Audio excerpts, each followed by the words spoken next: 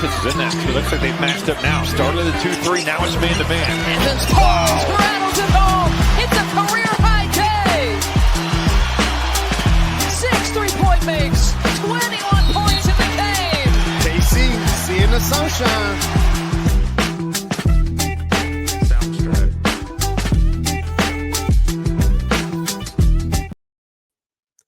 All right, hello everyone. Welcome back to Basketball in the Mountains. This is episode 13. As always, I am your host Tyler King, and wanted to get this up. Well, I plan on getting this episode up a little bit quicker, but there was just a lot that's been going on the last couple days. Obviously, we're obviously today going to talk almost exclusively about Colorado State losing to Maryland in the NCAA Tournament on Sunday night in Seattle, and the aftermath of that with Niko Medved leaving for Minnesota, being introduced today already in Minneapolis. So just kind of taking you behind the curtain here. Obviously, it was a 4 o'clock, I think, Pacific time tip-off, 5:10 here in the Mountain Time Zone on Sunday night.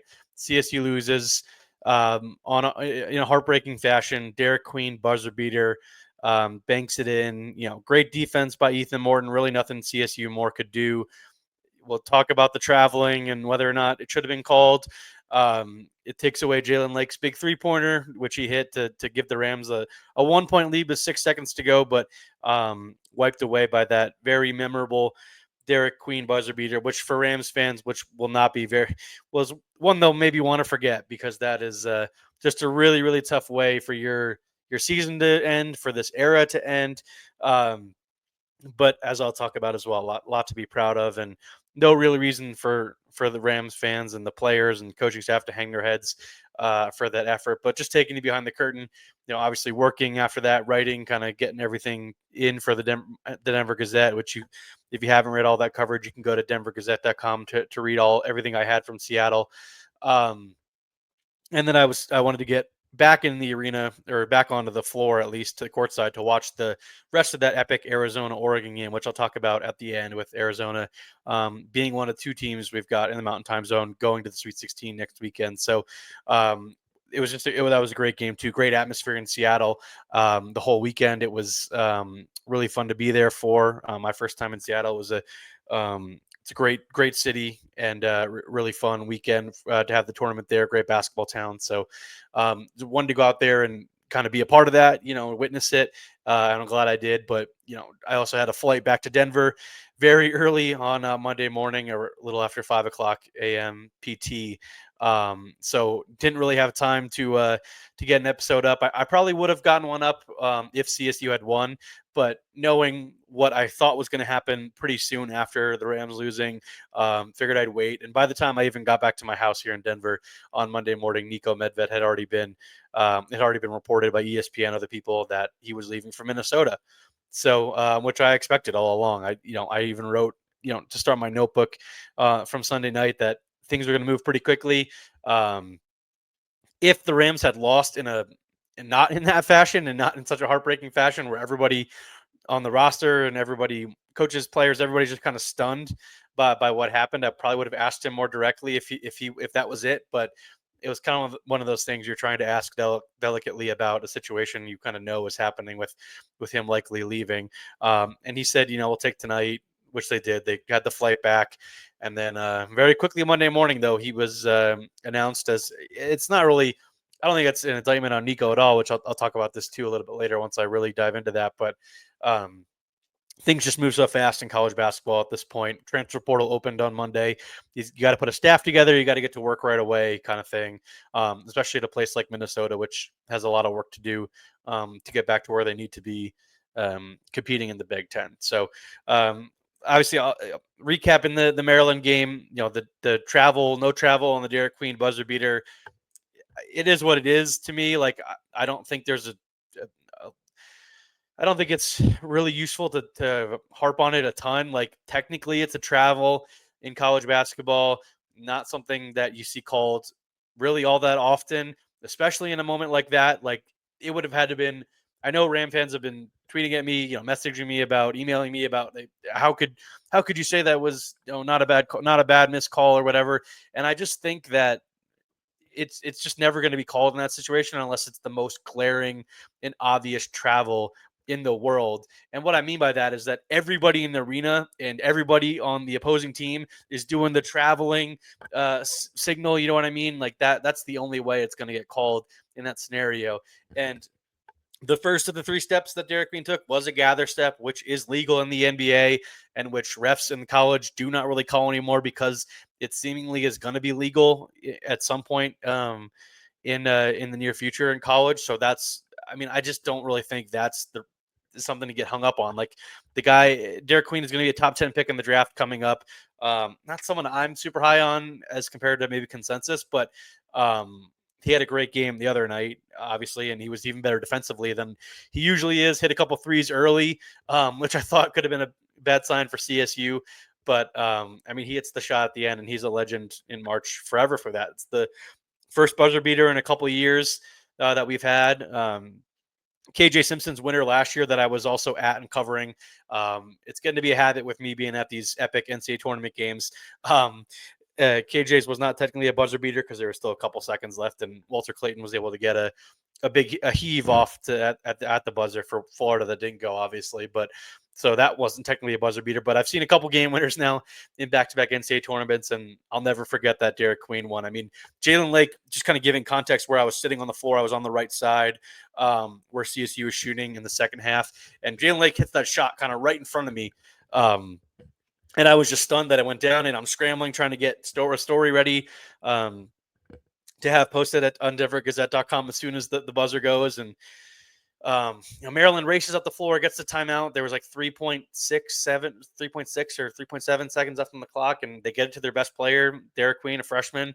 And he drives at Ethan Morton, CSU's best defender, and just kind of banks in a tough shot for the win. And I mean, everybody was just kind of stunned. I think the arena itself was rooting for CSU. I think my colleague Mark Kisla at the Denver Gazette wrote this previously in the weekend, saying that CSU is the last real Cinderella we had left in the tournament. Obviously that's true, with only one double-digit seed making it to the second weekend, and it's Arkansas and John Calipari, an SEC team. So not really a crazy dramatic story there with Arkansas beating St. John's, but CSU was kind of the darling left of the tournament at the end of the first weekend, and I think everybody in the arena was rooting for them, outside of obviously the Maryland fans that were there, but a lot of CSU fans, even more so than were there on Friday. I think a bunch of people after they beat Memphis were excited to catch a flight out to Seattle, or people maybe that lived in the PNW were driving up to Seattle to catch the game, because there was definitely more CSU fans than Maryland fans at the game. And like I said, all the Oregon and Arizona fans, which obviously travel really well. That's not too far of a trip for both those fan bases. I think we're pulling for the underdog in that one. And CSU almost did it, man. It's kind of a tough one to swallow, even more so than if they lost by 15 or 20. I picked Maryland to win the game. I think I had 68-61. I thought it might be a little bit more low scoring. Maryland's been the top defensive team in the country for about 5-6 weeks now. And but CSU was super impressive. They hit a couple threes early, obviously shot the ball much better in the first half than the second. They were 1-11 from 3 in the second half up until Jalen Lake's 3-pointer. So, I mean, obviously just one of those shots goes in, and they had plenty of good open looks. Some of them were forced a little bit. Like I thought Jalen Crocker-Johnson took some shots he didn't need to from the 3-point line, but he's been a good shooter recently and kind of all season as well. But just one of those goes in, and it's a different game. It's a game where everyone's only going to remember the final 10 seconds because of the 2 shots that we saw, but there's plenty of plays you can pick apart in a game like that. The late turnover that the Rams had, I think they were up 5 with a couple minutes to go. They get a defensive rebound, and the Maryland tries to quickly get in their press, and CSU just kind of fumbles it away and gives the ball right back to Maryland, and they hit a 3 to cut it to 2. With a minute in the last minute, CSU has a really, really good defensive possession, forces a tough shot. I think Selton Miguel ended up shooting it for Maryland, a deep 3, and there's a foul called as Julian Reese gets he was going to get the offensive rebound anyway, I think. I know some CSU fans thought the foul should have been on him, but it was on Rashawn Bemba. He fouls out. Julian Reese makes both free throws to give them a 2-point lead at that point. And then Jalen Lake hits a 3-pointer after CSU calls a timeout, gets a play set up for Nick Clifford, and he just kicks it out to Lake on the right wing, drills the big 3, and then everybody knows what happens from there. It was, like I said, it's a really, really tough break. I I thought at halftime they're up 37-30. Like I said, there's a good chance I would be boarding a flight to San Francisco tomorrow. Now at this point, Wednesday, getting ready for the Rams to play in the Sweet 16, which they would have been playing on Thursday against number 1 seed Florida. So, yeah, it's one that I think will sting for a long time for Ram fans because they were that close and deserve to be in the Sweet 16. I mean, Maryland. It's not like Maryland doesn't deserve to be there. The two really good teams at this point, and that was probably the toughest 4 seed CSU could have played in the tournament. Maybe, yeah, I think left. Yeah, I think that was the toughest 4 seed you could have played in this vaunted West region. That now Maryland will play Florida, and that'll be an interesting game. But CSU would have been fully deserving of winning that game and getting to play on their second ever Sweet 16. But now everything happens so quickly, and now it's Tuesday evening. I'm recording this less than 48 hours after the shot goes down, and or about 48 hours, I think at this point it would have been that Niko Medved's gone, and he was introduced already at Minnesota. It's his alma mater, as I've talked about many times. Like I think I expected this to happen after this season. It's really rare for a coach at a mid-major like CSU to take the team to the tournament 3 out of 4 years and not leave. It's just kind of the nature of college basketball. Um, Niko was well paid in the Mountain West. I think he made $1.7 million this year, second highest salary in the Mountain West. Would have went up a little bit for next year, but now he's making $3 million a year at Minnesota. 6-year deal for him with the Gophers, his alma mater, like I said, his hometown, a program he still really cares about, which came off in the press conference today, which I was watching on YouTube. Typical Niko stuff, just kind of not really selling himself, but just kind of explaining who he is and why he got into coaching. Kind of, I think a lot of people were curious what kind of drives him, because people in Minnesota have heard about him obviously the last couple of years and have been were intrigued by him to if Ben Johnson ever got fired, that Niko would be a guy they'd want to hire, and obviously that's what happens. But Niko kind of being himself, just explaining the people side of things that really drives him, and kind of how well positioned he feels like Minnesota is moving forward, whether it's NIL. Obviously, he's gonna have more resources roster wise in that department, and same thing with revenue sharing. The Big Ten has massive media rights deals that they'll have. All the teams should be probably at that 20.5 million limit.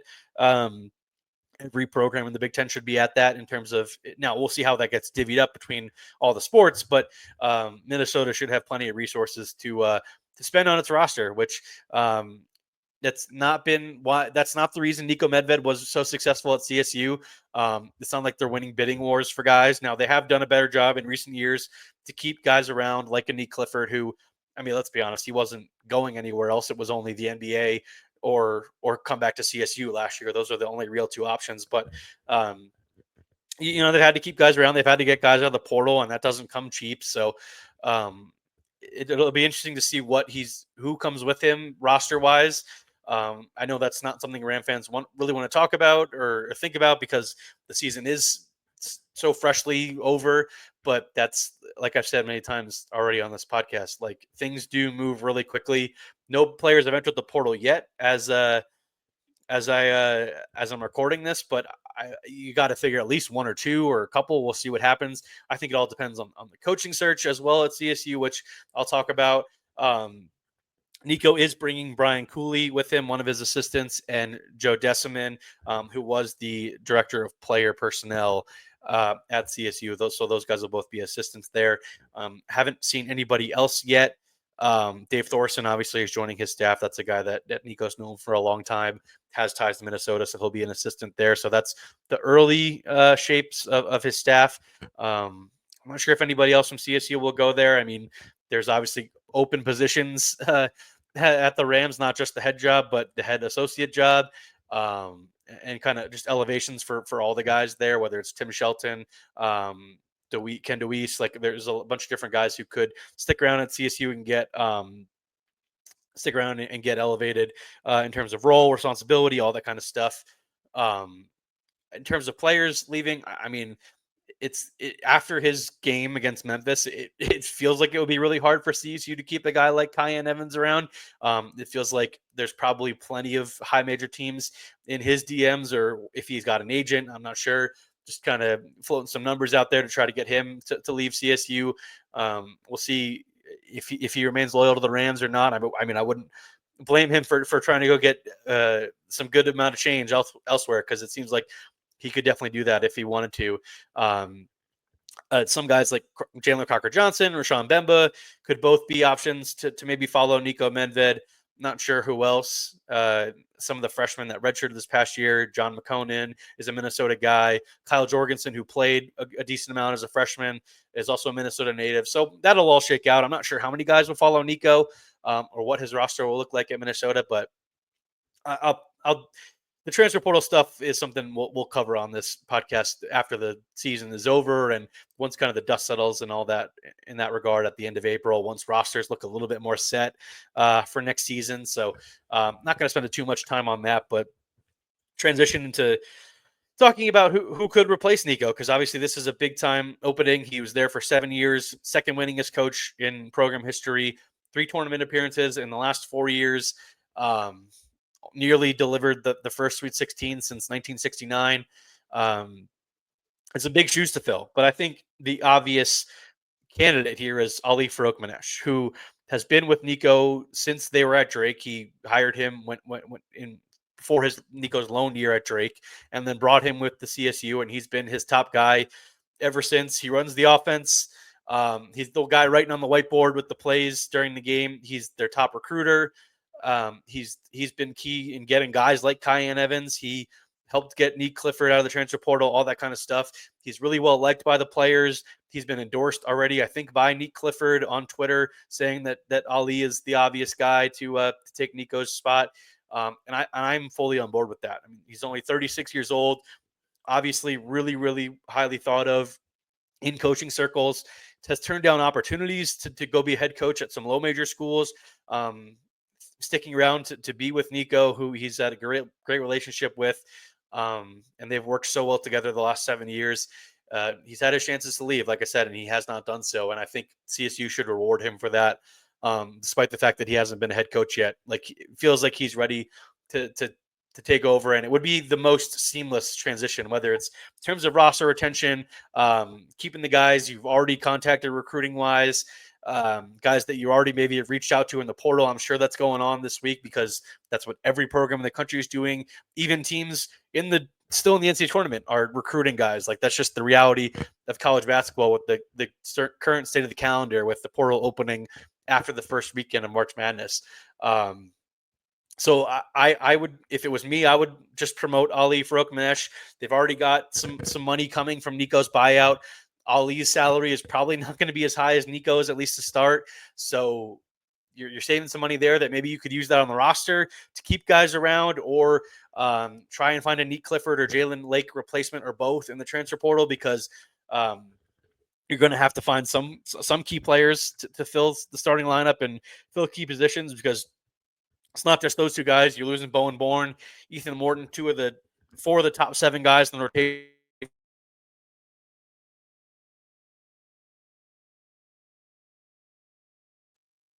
If it is Ali, which I think is the logical choice, then I think that's just a lot easier of a process.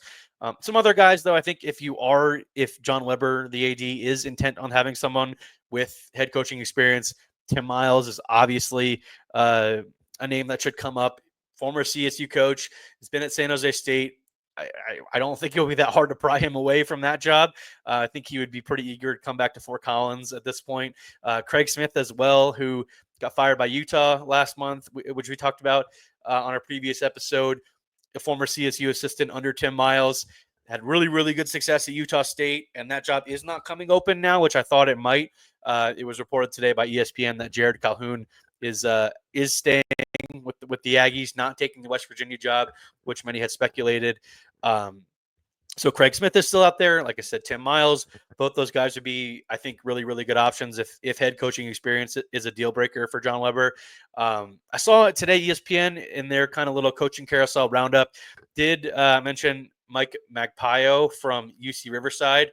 another young up and coming coach who's done really well at UC Riverside the last couple of years. Beat CSU at Moby Arena earlier back in November. Feels like a long time ago, but that did happen.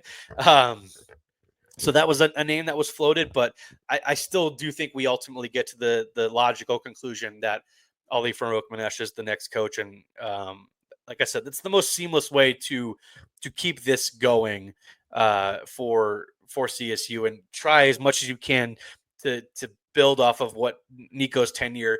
It's obviously going to look different, and it stinks for CSU to lose a guy like Niko because he's been a superstar for the program and has done so much and delivered so much winning. But Ali is a guy I've gotten to know the last couple of years. Like I said, I know he's really well liked by the current players, by the current recruits, and all that. So he's a very logical guy to take over, and I think that's inevitably where CSU should and will get to at this point. So I don't want to spend too much time on this because all of that is probably going to play out pretty quickly. Transfer portal stuff as well. There's so much still going on in college hoops. Just wanted to preview the weekend ahead. I'll probably be back on tomorrow, Wednesday, to do a deeper dive into the Sweet 16. But like I said, Arizona will play against number 1 seed Duke after they beat Oregon in a really, really epic game in which, just old school Pac-10 game. You wish these two teams played more often and we're still in the same conference.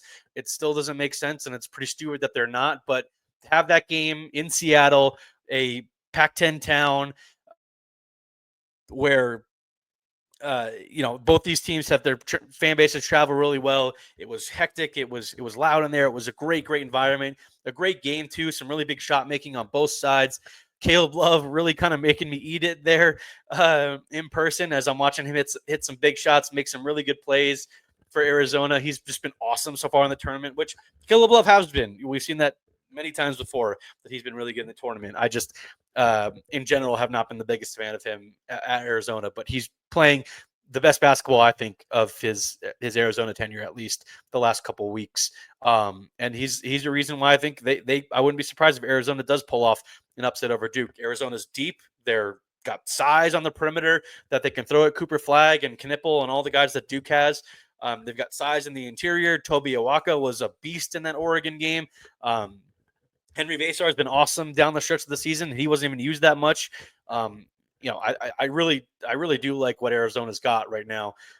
Like I said, I have been a big fan of the rest of the roster. It's just the Caleb Love aspect where I just felt like he's due for one of those 2 for 12 shooting nights that will inevitably doom Arizona. Maybe that comes against Duke. I don't know, on Thursday night. We'll see. I'll preview that game a little bit more heavily probably tomorrow. And the other team we've got in the Sweet 16 is BYU, who had another really good game on Saturday here in Denver. BYU holds on to beat Wisconsin, the 3 seed. John Tonje had a huge night, the former Ram, in his last college game. He went down swinging. It was way more than just 3-point shooting for him. I was really impressed by his ability to get downhill, get to the basket, draw fouls.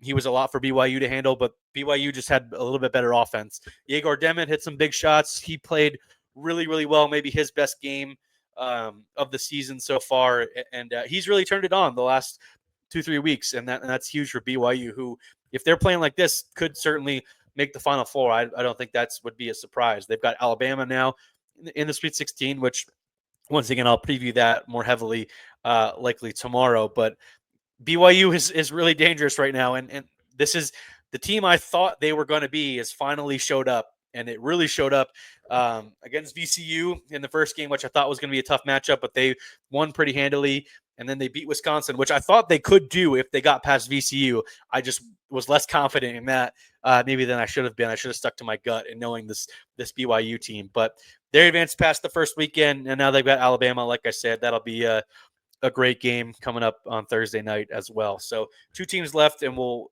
preview that this weekend or tomorrow, I should say. And then after those games are over, we'll probably recap them if either lose or both win, or kind of whatever the scenarios happen there. And then just quickly before signing off here, like I said, I don't want to talk too much about the transfer portal stuff because I want to let the dust settle, let rosters play out. And then April, May, we'll kind of go back and examine what these teams look like heading into next season after coaching changes are done. Like I said, after guys have kind of found their homes and whatnot, we have better pictures on what Colorado State, New Mexico, BYU, Arizona, all these teams, what their rosters look like going into 2025, 2026 season. But the one player I did want to mention who is in the portal, and it is one of the highest profile players, maybe the best player in the portal. We'll see. There's been some really good players to enter, some with already determined destinations. But Donovan Dent is leaving New Mexico. Not really too much of a surprise. He's a guy that's going to command a lot of money from a big time school. We'll see. I think I saw some reporting from On3 that Kentucky has already reached out to him, and it seems like he would be interested in playing there. So that would be fascinating to see Donovan Dent in the SEC. Had a great season at New Mexico, who also lost on Sunday night in the second round to Michigan State. Didn't get a chance to watch a ton of that game because, like I said, was obviously covering CSU in person, watching Arizona in person. So, but going back and watching it just kind of went how I expected with Michigan State just having a little bit too much depth and talent for New Mexico. But Dent had a great season overall, All-American worthy, and now he's going to get a lot of money for his senior season to see where he goes.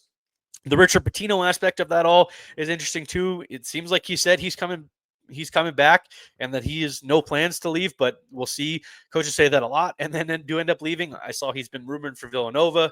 We'll see if that ends up happening. Some other jobs out east. We'll see if Richard Pitino ends up sticking around in Mexico and what their roster situation looks like if they do end up losing Dent, which seems like likely at this point. So that'll do it from today's episode. Thanks everybody for listening on Apple, Spotify. Make sure to rate, review, subscribe, or if you're watching on YouTube, subscribe to the channel, leave a comment, like the video.